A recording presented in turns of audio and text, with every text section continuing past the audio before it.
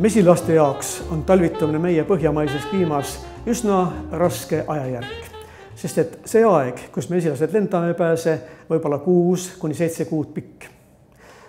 Sellel ajal vajavad nad pidevalt toitu loomulikult ja see toit peaks olema selline, mis hõlbustab nende talvitamist ja ei tee seda kuidagi moodi keerulisemaks. Hinnatakse nõndamoodi, et mesilastel võiks talvepesas olla umbes pool mett ja umbes pool suhkrusöödast valmistatud ümbertöötatud talvesööta. Ja seda talvesööta antakse mesilastel tavaliselt augustikuust alates. See on see aeg, kus juba väliskorje enam-vähem lõpeb, kus kasvatakse noori talvemesilasi ja siis see sööt pakendatakse, töötatakse mesilaste poolt ümber.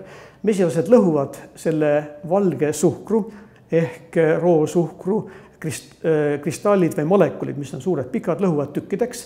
Seal tekib fruktoos, glükoos valdavalt, mis on talvel mesilaste jaoks hästi tarvitatav, kasutatav, omastatav. Saharoosi otse talvel süües nad kuluksid kiiresti, nad ei kestaks kevadeni. See on see probleem.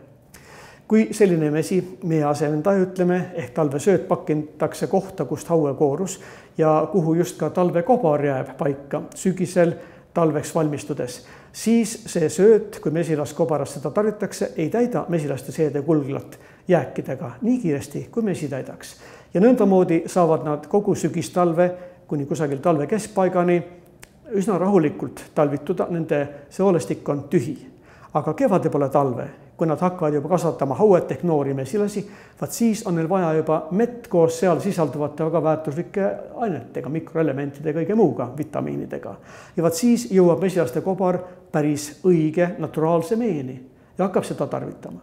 Nii et siit siis mõtteviis, et umbes pool talvesöödast võiks olla suhkrulahusest ümbertöötatud talvesööt, mida mesilased talvitavad, ütleme, sügistalvel ja talve esimeses pooles ja teine pool on siis päris mesi.